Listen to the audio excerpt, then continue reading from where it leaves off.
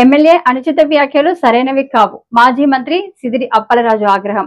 స్థానిక ఎమ్మెల్యే గౌతు శిరీష అసలు ఎమ్మెల్యే పదవికి పనికిరారు అని మాజీ మంత్రి అప్పలరాజు అన్నారు. ఈ మేరకు ఆయన పలాస వైసీపీ కార్యాలయంలో మీడియాతో మాట్లాడారు.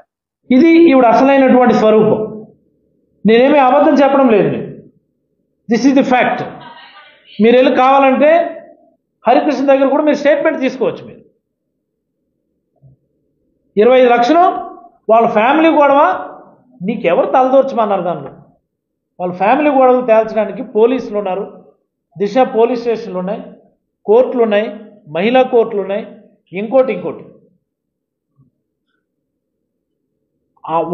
వాళ్ళ వైఫ్ పట్ల వాళ్ళ పాప పట్ల మా అందరికీ చాలా సానుభూతి ఉంది. అంత పెద్ద గొడవ గత 2-3 సంవత్సరాలుగా జరుగుతున్నప్పుడు కూడా ఈ నియోజకవర్గంలో ఉన్నటువంటి వయసు పెద్దలు కూడా ఆ అమ్మాయికే అమ్మాయి పట్ల నిలబడ్డారు. అందరూ కూడా ఎందుకమ్మా మీరు గొడవలు ఆడుకుంటారు, తేల్చుకోండి, లేదా కోర్టులోన్నా సక్రమంగా తేల్చుకో, ముందు వికలాంగురాలైనటువంటి అమ్మాయి భవిష్యత్తు చూడండి అని అందరూ చెప్పినారు, వీళ్ళకి కానీ వాళ్ళకి కానీ. అలాంటి వ్యక్తిగతమైన గొడవల్లో కూడా మీరు దూరిపోయి పార్టీ ఫండ్ 25 లక్షలు అడుగుతారా? ఇది నీ అసలైన స్వరూపం. ఇలాంటి వ్యక్తిగతమైన అంశాలు మాట్లాడకూడదని చెప్పి మేము అసలు మాట్లాడడం లేదు. వ్యవస్థలో లోపాల గురించే మాట్లాడుతున్నాం మేము ఇన్నాళ్ళు కూడా.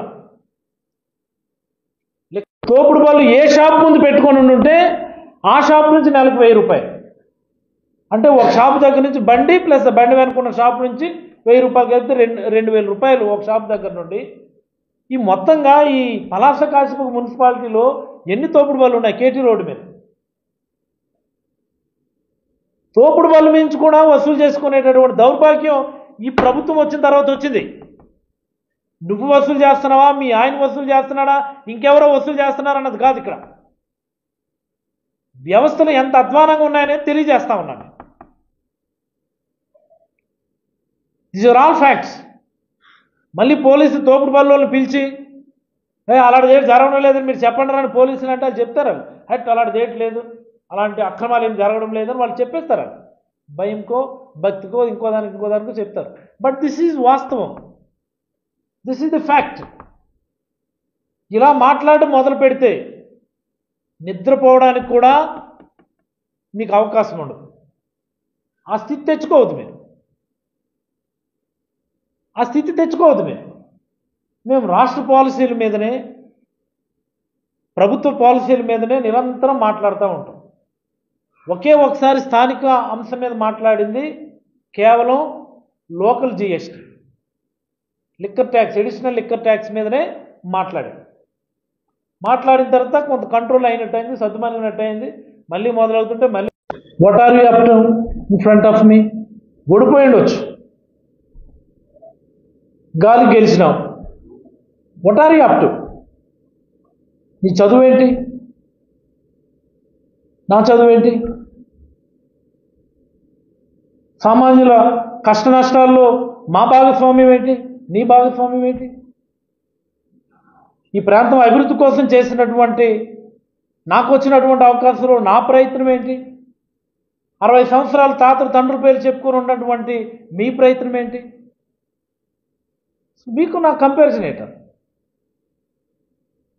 కేవలం ఎమ్మెల్యే కాబట్టి నీ గురించి మాట్లాడుకోవడం తప్ప నీ గురించి మా ఇంట్లో కుక్కలు కూడా మాట్లాడుకోవచ్చు. This is the fact. కేవలం ఎమ్మెల్యే కాబట్టి మాట్లాడుకోవడం తప్ప, once again I'm reiterating my words, మా ఇంట్లో ఉన్న కుక్కలు అవి కూడా నీ గురించి మాట్లాడుకో. అది నీ స్థాయి. నువ్వేమో నా గురించి నువ్వు పసుపు అంటావు. నువ్వు పసుపు అనేవచ్చు, సైకో అనేవచ్చు, ఎవడికి ఏది పడితే అది ఇష్టానుసారం నువ్వు ఆరోపణలు చేయొచ్చు. నల్లబొడ్లూరు కొండని, ఉజ్జుడు మెట్టని నీ మొగుడిచ్చాడా? నల్లబొడ్లూరు కొండలో తవ్వి నాకు డబ్బులు నీ మొగుడిచ్చాడా? ఉజ్జుడు మెట్టలో నీ మొగుడిచ్చాడా నాకు డబ్బులు? కోవైకి మాట్లాడుతున్నావు, నోరుకు అడ్డు అదుపు లేదా? ఇంకా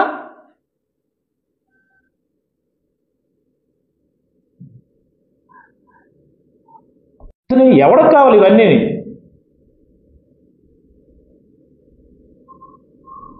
నీ తోలుబొమ్మల మాటలు ఎవరికి అవసరం? ఇక్కడ ఈ నియోజకవర్గానికి ఎవరికి అవసరమా? నువ్వు ఎలాంటి దానివో?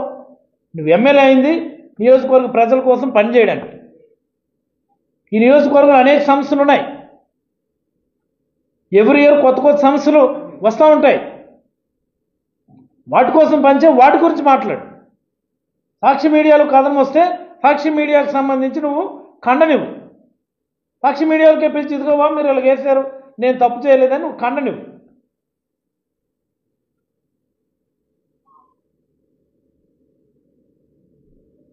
నీకెవరైనా ఇందులో సైకో అన్నారా?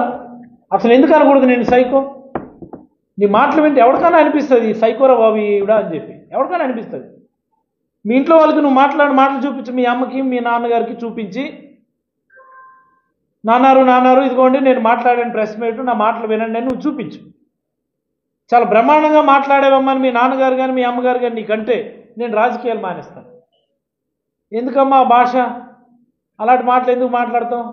గౌరవంగా మాట్లాడని నీకంటే చెప్పు నువ్వు మాకు. మీ నాన్నగారు ఖచ్చితంగా అంటారు, ఎందుకమ్మా అలాంటి భాష మాట్లాడుతూ గౌరవంగా మాట్లాడని అంటారు. నీకేదో వేధించేశారు. ఏంటి నీకు వేధించారు? మీ గవర్నమెంట్ వచ్చి 1 year అయింది. ఈ 1 yearలో నా మీద 7-8 ఎఫ్ఐఆర్లు వేశారు. నేను చేసిన తప్పేంటి? నీ మీద ఒక్క ఎఫ్ఐఆర్ ఉందా? నువ్వు నీ డ్రామా కంపెనీ దొంగేడు ప్లేట్స్కొని డ్రామాలు వేస్తావు నువ్వు. మేము ఏ రోజు అనలేదే 8 ఎఫ్ఐఆర్లు వేస్తారు ఓ బాబు అని చెప్పి మేము ఓవర్ యాక్షన్ చేయలేదే. మేము ధైర్యంగానే ఎదుర్కొంటాం. 8 కాదు 18 కాదు 80 కేసులు పెట్టినా సరే ఇదివరకే చెప్పాం.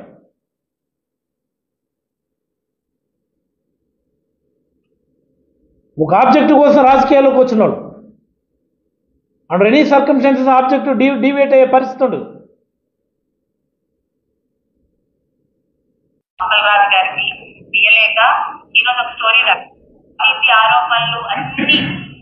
ఆవిడ ఫేస్బుక్ అకౌంట్ నుంచే తీసి రోజు మీకు చూపిస్తా ఉన్నాను. ఆవిడ భాష, ఆవిడ యొక్క